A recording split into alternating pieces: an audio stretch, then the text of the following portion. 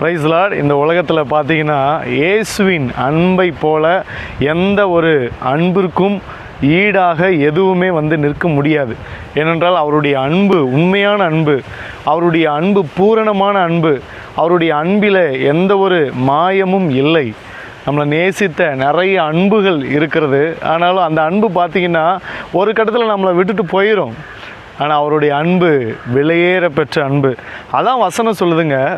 யோவான் 3:16 தேவன் தம்முடைய ஒரே பேரான குமாரனை விசுவாசிக்கிறவன் எவனோ அவன் கெட்டு போகாமல் நித்திய ஜீவனை அடைம்படிக்கு அவரை தந்தருளி இவ்வளவாய் உலகத்தில் அன்பு கூர்ந்தார் என்று சொல்லப்பட்டிருக்கிறது. அவருடைய அன்பு சிலுவையில் அவர் நமக்காக, நம்முடைய பாவங்களுக்காக, அக்கிரமங்களுக்காக நாம் அடிக்கப்பட வேண்டிய அந்த இடத்துல கர்த்தர் அவர் தம்மைத்தாமே ஜீவ பலியாக ஒப்பு கொடுத்து அவருடைய அன்பை வெளிப்படுத்தி அவர் இரத்தத்தினால் நம்மை மீட்டு கொண்டாரே. அவருடைய அன்பு எவ்வளோ பெரிய அன்பு இல்லை? அதை எண்ணி ஒரு 4 வரிகளில் ஒரு பாடலை உங்களுக்காக நான் பாடுறேன். ஆமீன், ஸ்தோத்திரம்.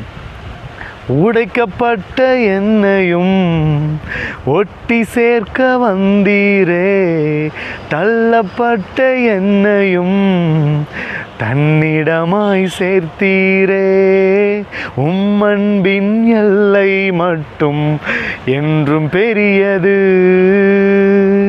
உம்மன்பின் கரங்கள் மட்டும் தள்ளிடாதது,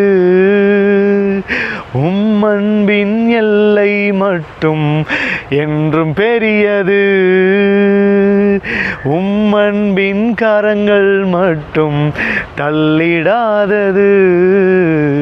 இயேசு என்று சொன்னால் அன்புதான், அன்பு என்று சொன்னால் இயேசுதான், இயேசு என்று சொன்னால் அன்புதான், அன்பு என்று சொன்னால் இயேசுதான்.